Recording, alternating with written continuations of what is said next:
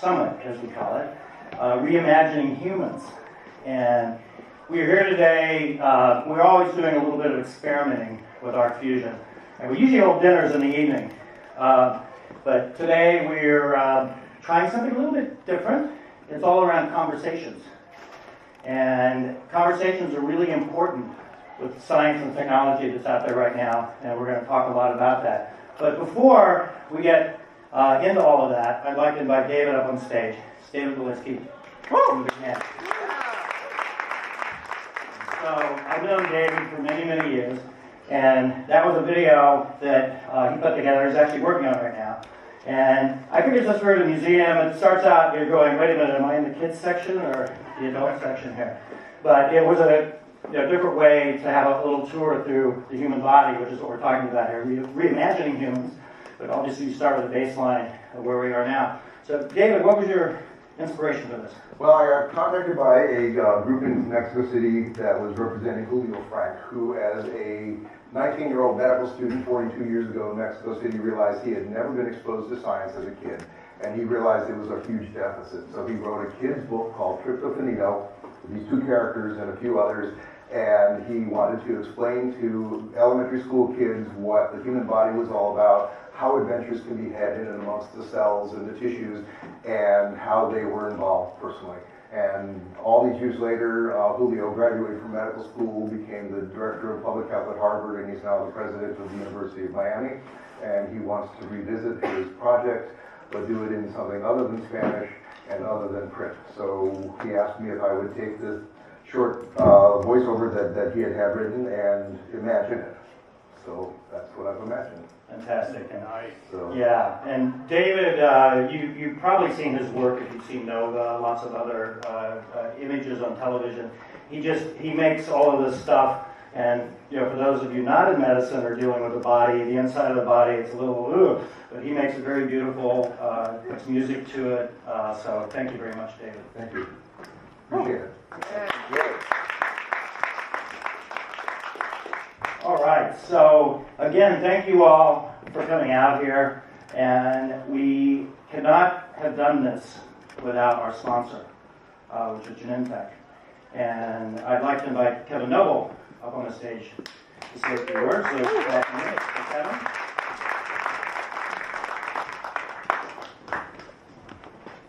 All right, thanks. So, as David said, we've been with David's partnership in this, I think, from the beginning. And we'd like to try some little different experiments and different things out. And today we wanted to, we're thinking about this event, and we're thinking about how do we get the focus on kind of the future of that science, bringing together all three elements of the Art Fusion, the health, technology, biomedicine, and start to look at the edges and fill the room with people who are kind of creative thinkers engaged in this themselves. So, as David said, I'm Kevin Noble. I'm Senior Director at Genentech in Commercial Strategy. We run one of our groups that spends a little bit of time thinking about where we want to be in the future and how we want to be moving forward. Today, as part of the experiment, the topic is reimagining humans, and conversationalists with our biohackers of the future. And what we wanted to do is think a little bit about, we have these different topics we're putting together. And part of it is what you get out of the meeting as well. So as opposed to just sitting and listening, how do we cross-pollinate? So there's a little bit of that energy cross-pollination we're hoping to get out. So I want to start a little bit by having you guys identify yourselves as audience members, so we can think about who's in the room and think about that as the day go by. So I'm going to highlight out our categories that we highlighted up front. And I want you to raise your hand when I call the one that you are most associated with. So we got a lot of topics on the agenda today. Pick one that you feel really strongly attuned to.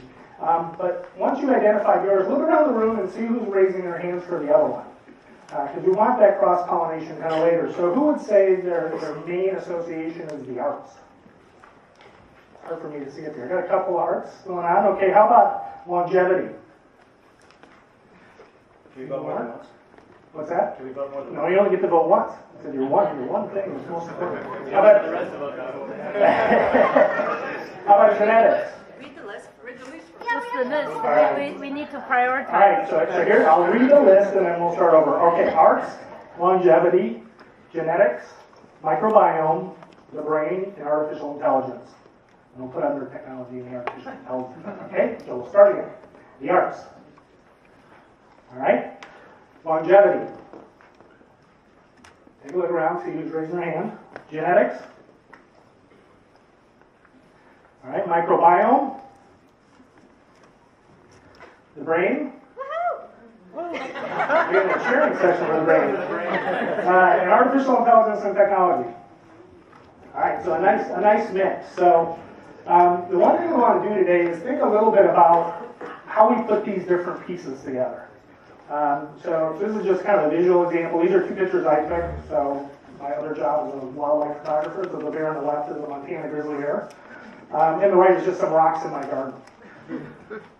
I'm sure you don't want to buy the rocks in the garden picture. But the interesting thing, again, is when you think about context and content and the way people think and the way they get behind their certain expertise in subject matter, when you put them together in different ways, you can end up with some really creative and interesting looking things.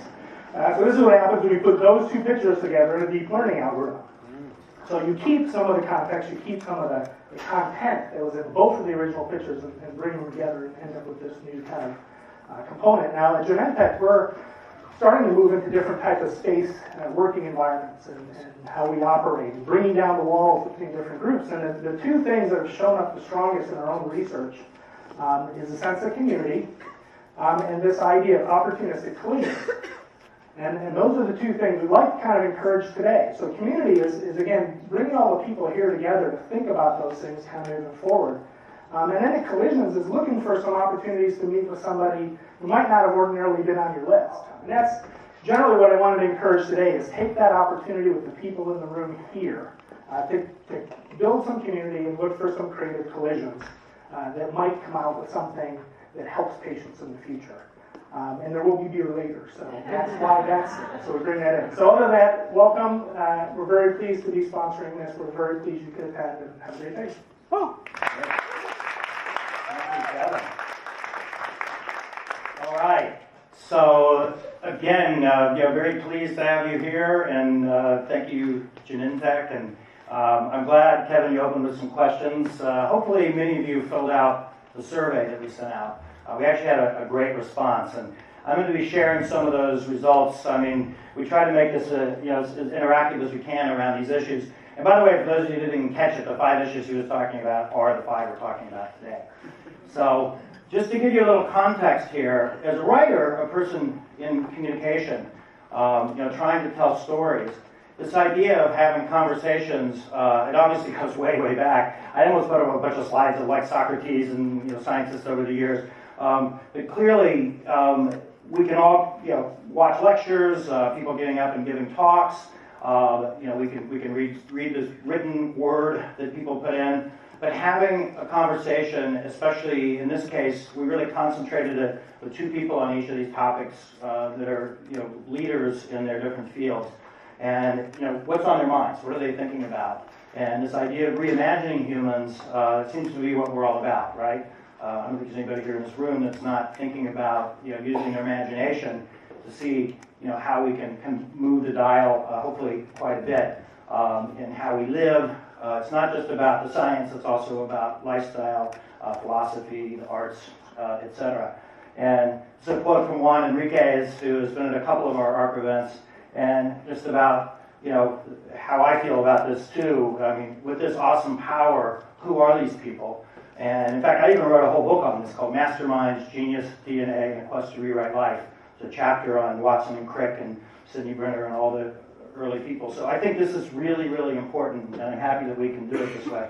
Just a quick little bit. Many of you are here, haven't seen ARC before. How many of you have been to ARC event before?